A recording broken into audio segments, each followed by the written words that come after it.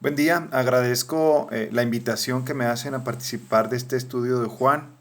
Quiero compartir el capítulo 3, pero vamos a orar para iniciar. Dios, te alabamos y te bendecimos porque nos permites estudiar tu palabra y encontrar verdades espirituales para nuestra vida y para nuestra práctica diaria.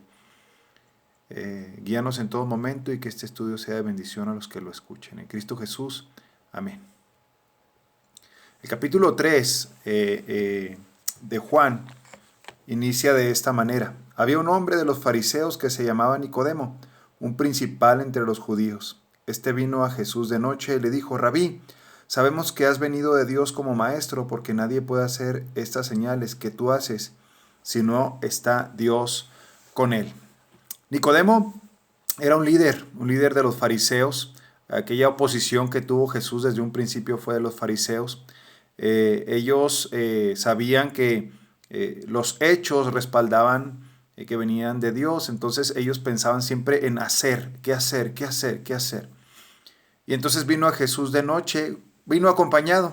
Sabemos, dice, sabemos, la gente que me viene acompañando, y lo que hemos visto, porque habían visto ya los milagros de Jesús.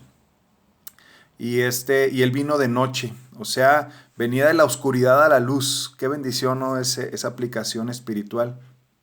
Y se dirige a él como rabí, una persona que podía confiar y escuchar que iba a tener una enseñanza buena. Jesús le contesta, respondió Jesús y le dijo: de cierto, te digo que el que no naciere de nuevo no puede ver el reino de Dios. Como les decía ahorita, los fariseos pensaban en qué hacer, qué tengo que hacer para ser partícipe del reino de los cielos. Jesús le contesta a lo mejor de una forma abrupta y le dice: pon mucha atención lo que te voy a decir. Si no naces de nuevo, no puedes ver el reino de Dios, no puedes participar del reino de Dios. Juan lo comenta de esta manera. Juan pocas veces menciona el reino de Dios, a excepción de los sinópticos, pero dice que es la razón por la cual Jesús está ahí. Recordemos que Juan está escrito principalmente a gente erudita, a los griegos. Y entonces, ¿cuál es la razón de todo esto? ¿Cuál es la razón de la Biblia? De hecho, en el capítulo 21 resume él diciendo: todas estas cosas se han escrito para que creas que Jesús es el Hijo de Dios y creyendo en él tengas vida eterna. Y entonces le dices que si no naces de nuevo no puedes ver el reino de Dios. Conociendo el corazón de Nicodemo, pero también viendo la necesidad de Nicodemo, lo confronta rápidamente. Y Nicodemo se queda, y la gente que iba con él, ¿verdad? Pues se queda asombrada de lo que dice. Porque, oye, ¿cómo puedo hacerlo? Dice Nicodemo en su segunda participación. Nicodemo le dijo: ¿cómo puede un hombre nacer siendo viejo? ¿Puede acaso entrar por segunda vez en el vientre de su madre y nacer? Déjeme le digo que no está siendo irónico Nicodemo, sino que tiene esa duda. Oye, pues hay que hacer algo. ¿Cómo lo puedo hacer? ¿Cómo puedo nacer de nuevo? O sea, ya estoy viejo en este asunto. Recordemos que Nicodemo, lo más probable era que era miembro del Sanedrín, y arriba de los 30 años podías primero ser escuchado, pero aparte para participar, ¿no? Y tenías algunos años de experiencia si ya era un líder entre ellos. Respondió Jesús: de cierto te digo otra vez, pon mucha atención en lo que te voy a decir, que el que no naciere de agua y del Espíritu no puede entrar en el reino de Dios. Nicodemo estaba pensando en lo terrenal, Jesús estaba pensando en lo espiritual. Tú me preguntas, sabemos, ok, tú sabes que lo que se hace, Jesús le dice: bueno, pues tienes que hacer nacer de nuevo. ¿Quieres hacer algo? Tienes que nacer de nuevo. Él le dice: oye, pero ¿cómo puede suceder esto? Y Jesús le contesta: pon mucha atención, el que no nace de agua y de espíritu no puede ver el reino de Dios. Vamos a ver la participación de la Trinidad en este capítulo 3. Y Jesús menciona al Espíritu y nacer del agua. Algunos dicen que el agua podía ser haberse bautizado por Juan, que los fariseos no creían en el Evangelio de Juan, y era una forma de confrontarlo. Otro era del nuevo nacimiento, hablaba de un nacer.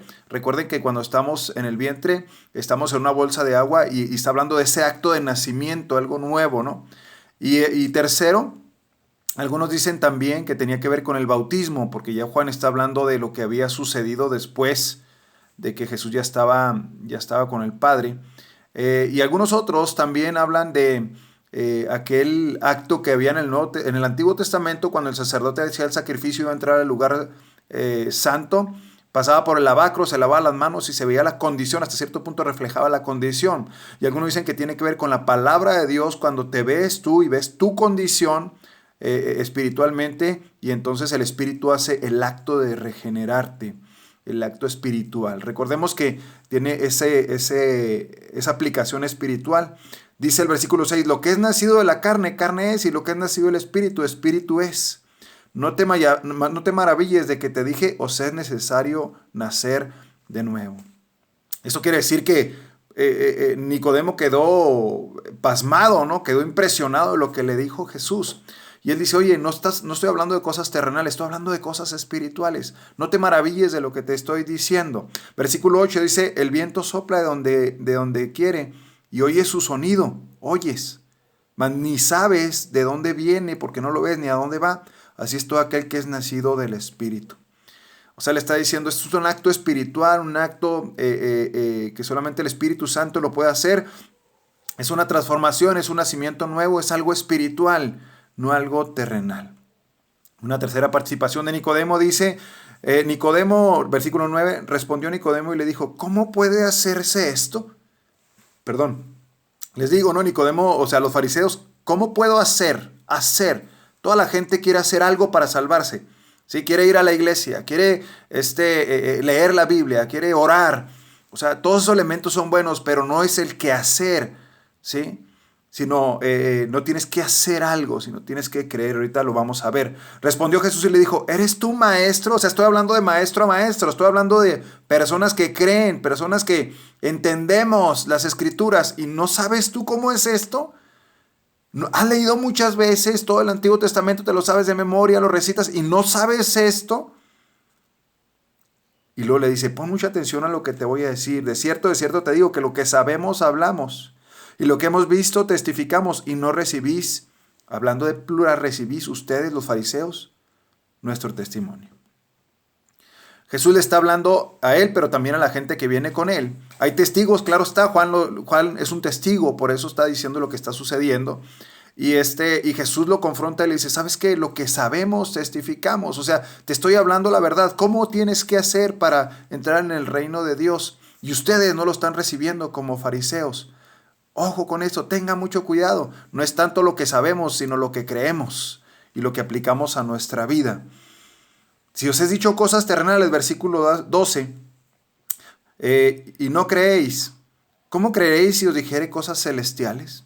O sea, si te estoy dando cosas prácticas, sencillas, que tú lo ves en la vida cotidiana, que lo podemos aplicar, y no lo crees, ¿cómo vas a creer si te digo cosas que pasan allá en el cielo?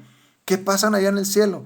Dice, nadie subió al cielo, sino el que descendió del cielo, el Hijo del Hombre que está en el cielo.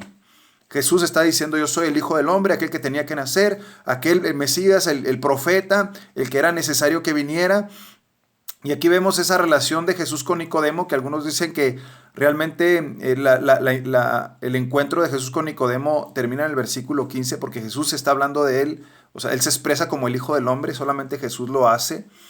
Y entonces dice, aquel que fue, que vio, que estuvo con el Padre y que pudimos saber las cosas espirituales, es el que descendió y el que te está diciendo las cosas celestiales. Y luego toma la imagen de Números 21, cuando dice en el versículo 14, y así como Moisés levantó la serpiente en el desierto, así es necesario que el Hijo del Hombre sea levantado, para que todo aquel que en él cree no se pierda, mas tenga vida eterna.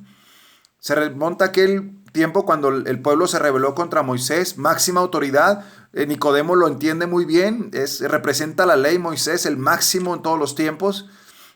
Y le dice, ¿te acuerdas que Moisés hace muchos años levantó un asta y puso una serpiente de bronce porque Dios había enviado serpientes ardientes para que los mordieran y murieran y estaban muriendo? Y entonces Dios dijo, levanta esa serpiente y todos los que le vean y crean van a tener vida, van a tener vida. Este pasaje nos habla por lo menos de algunas cosas. Recuerden que lo antiguo era reflejo de lo que había de venir o sombra de lo que había de venir. Y entonces, aunque en ese momento fue levantada aquella serpiente y creyeran en Él, depositaran su fe en lo que Dios había hecho, eran salvos de una vida terrenal, de una vida, ¿cómo se llama? Sí, exactamente, de vida terrenal. Hoy está hablando de una cosa espiritual y está diciendo, así es necesario que el Hijo del Hombre sea levantado. Número uno, en cuestión de la crucifixión, pero no solamente crucificado, porque no quedó ahí, sino que resucitó y también fue levantado. Y así es necesario que el Hijo del Hombre sea levantado, para que todo aquel que en Él cree no se pierda, mas tenga vida eterna. Y está hablando aquí de creer, y es un continuo creer. Yo he creído, creeré y seguiré creyendo hasta que vaya con Él. No es un creer solamente así de, pues sí, pienso que sí. Es un creer más profundo. Y Juan, estando en esa tranquilidad después de haber experimentado al Padre, de sentirse amado, de todo lo que hemos o vamos a estar viendo de Juan, habla del 16 en delante al 21, habla de su experiencia o de lo que él pudo ver. Hasta aquí vemos al Espíritu Santo que hace la transformación, vemos a Jesús que dio su vida al Hijo, pero ahora vamos a ver al Padre. Dice, porque de tal manera amó Dios, el Padre, ¿verdad?, al mundo, que ha dado su Hijo unigénito para que todo aquel que en Él cree no se pierda, mas tenga vida eterna. Es el texto más conocido en todo el mundo, más predicado. Algunos dicen que es el Evangelio reducido, es un regalo de un texto. Juan lo dijo, no importa que lo haya dicho Juan, está registrado ahí, era para nosotros, tiene autoridad porque es una verdad bíblica. Y dice, está hablando del pasado. Y Dios envió, ya no está Jesús ahí presente, ¿verdad? Envió al mundo para que, al Hijo, ¿verdad? O sea, para que todo aquel que cree no se pierda, mas tenga vida eterna. O sea, está diciendo, es para todo el mundo. El judío pensaba que era solamente para él. Nosotros nomás somos salvos, nadie más es salvo. Y él está diciendo, es para todos. Dice versículo 17, porque no envió Dios Dios al Hijo al mundo para condenar al mundo, sino para que el mundo sea salvo por él. El que cree en el que en él cree no es condenado, pero el que no cree ya ha sido condenado porque no ha creído en el nombre del unigénito Hijo de Dios. En el carácter, en el nombre, en lo que Él ha hecho, en lo que es Jesús, ¿verdad? Esta condenación espiritual no habla de un acto de que, es un acto de no creer, de no depositar nuestra confianza en Él, sino decir, yo puedo salvarme a través de hacer, y no es así. Es de creer, de depositar nuestra confianza. Si no crees, ok, Dios te da libertad de no creer, pero vas a ser condenado automáticamente por tus hechos, porque nadie puede decir, yo soy perfectamente santo, nunca he pecado, nunca he hecho nada malo, yo me voy a ir al cielo cuando muera. No, todos hemos tenido un acto incorrecto. De hecho, los 10 mandamientos son precisamente para mostrarnos que no podemos cumplir con las leyes de Dios. Solamente 10. Adán y Eva no cumplieron con uno, ¿verdad? Que era comer del árbol prohibido. Y entonces eso habla del hombre, la tendencia a hacer lo malo, ¿verdad? Y dice 19, y esta es la condenación, que la luz vino al mundo y los hombres amaron más las tinieblas que la luz porque sus obras eran malas. Porque todo aquel que hace lo malo aborrece la luz y no viene a la luz para que sus obras no sean reprendidas. Mas el que practica la verdad viene a la luz para que sea manifiesto y sus obras son hechas en Dios. Nicodemo había venido de las tinieblas a la luz. Y como lo vemos en el capítulo 7:50 y en el 19:39 por ahí, vimos que él respondió a la luz, aceptó la luz, ¿verdad? Aunque era un poco tímido, por eso dicen que también llegó de noche, y sus participaciones son un poco tímidas o tranquilas, no son tan ¿cómo se llama? Tan rembombantes, por decirlo de alguna manera, como lo pudiéramos ver. Él había creído, había salido de las tinieblas a la luz. Y eso es lo que nos dice el Señor, sal de tus tinieblas a la luz, ven a Jesús y Él puede cambiar tu vida. La última parte, 22 al 30, nos habla de ese acto que Jesús y sus discípulos estaban haciendo, que Jesús no bautizaba. Es específico en otro de los evangelios, que Jesús no lo hacía, sino el acto de llevar a sus discípulos y que la gente era bautizada. Después de esto vino Jesús con sus discípulos, versículo 22, a la tierra de Judea y estuvo allí con ellos y bautizaba. Juan bautizaba también en Enón, junto a Salim, porque había allí muchas aguas y venían a él y eran bautizados. Recuerden que el bautismo de Juan era para arrepentimiento de obras, no era para salvación, no era porque habían creído en Cristo. Todavía nadie creía en Cristo, en el Mesías. Bueno, algunos ya habían creído, pero el acto del bautismo era para arrepentimiento de sus actos. Dice 24, porque Juan no había sido aún encarcelado. Entonces hubo discusión entre los discípulos de Juan y los judíos acerca de la purificación. Oye, pues ¿qué está pasando aquí? Y vinieron a Juan y le dijeron, Rabí, mira que el que estaba contigo al otro lado del Jordán de quien tú diste testimonio, bautiza y todos vienen a él. Respondió Juan y dijo, no puede el hombre recibir nada si no le fuere dado del cielo. O sea, el Padre lo está respaldando. Vosotros mismos me sois testigos de que dije, yo no soy el Cristo, sino soy enviado delante de él, que prepararía el camino, el último profeta, ¿verdad? Antes del Mesías. El que tiene la esposa es el esposo, mas el amigo del esposo que está a su lado y le oye, se goza grandemente de la voz del esposo. Así pues, mi gozo está cumplido. Es necesario que él crezca, pero que yo mengüe. Juan termina diciendo, ¿saben qué? Yo tenía una participación, preparar el camino, yo no soy el Cristo, no me sigan a mí, o sea, gracias por seguirme a mí, pero el que quiere seguir es a él. Él es el indicado, yo preparé el camino para que vinieran a él y están haciendo lo correcto al venir a él. Es necesario que él crezca y yo mengüe, y es una actitud que debemos tener cada uno de nosotros. Que el Señor crezca en nosotros y nosotros, nuestra voluntad, nuestras formas de hacer las cosas sean transformadas por Él, porque la meta es ser como Él. Gracias por permitirme estar con ustedes. Dios les bendiga.